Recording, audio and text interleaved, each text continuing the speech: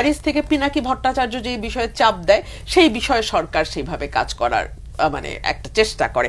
পিনাকি ভট্টাচার্য এক সাহসী ভয়েস। পিনাকি ভট্টাচার্য জন্ম ১ মার্চ ১৯৬৭ সালের ডিসেম্বরে বগুড়া জেলায়। তার পিতা ছিলেন শিক্ষক ও সাংস্কৃতিক ব্যক্তি শ্যামল ভট্টাচার্য।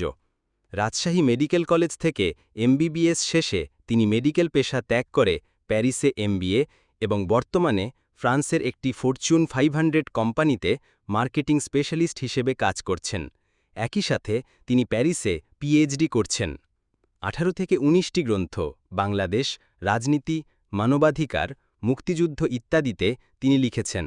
তার ইউটিউব চ্যানেল এবং সোশ্যাল মিডিয়ায় মিলিয়ন মিলিয়ন অনুসারী আছে। সেফ রোড আন্দোলন ও কোটা সংস্কারে তার সোচ্চার সমর্থন সমাজে বড় পরিবর্তন সৃষ্টি করেছে। ২০১৮ সালে নিরাপদ সড়কের আন্দোলনের সময় ঢাকা থেকে ডেকে পাঠানোর প্রেক্ষিতে তিনি আত্মগোপনে যান। ২০১৯-এ ব্যাংকক হয়ে ফ্রান্সে আশ্রয় নেন এবং বর্তমানে সেখানে রাজনৈতিক আশ্রয়ে আছেন। ব্যক্তিগত জীবন: প্রাক্তন সহপাঠী অঞ্জুমান আরা বেগমকে বিয়ে করেছেন এবং রোসেফ আঞ্জুমান শুভ নামে এক ছেলে রয়েছে। সম্প্রতি রুমিন ফারহানা এই সরকার পিনাকির মতো মানুষকে চাপিয়ে কাজ করায় মন্তব্যে ভাগিদার হয়েছেন, যা সোশ্যাল মিডিয়ায় ব্যাপক ভাইরাল হয়েছে। ভিডিওতে পিনাকির জীবন ও বক্তব্য নিয়ে জানতে লাইক, শেয়ার এবং মন্তব্য করতে ভুলবেন না।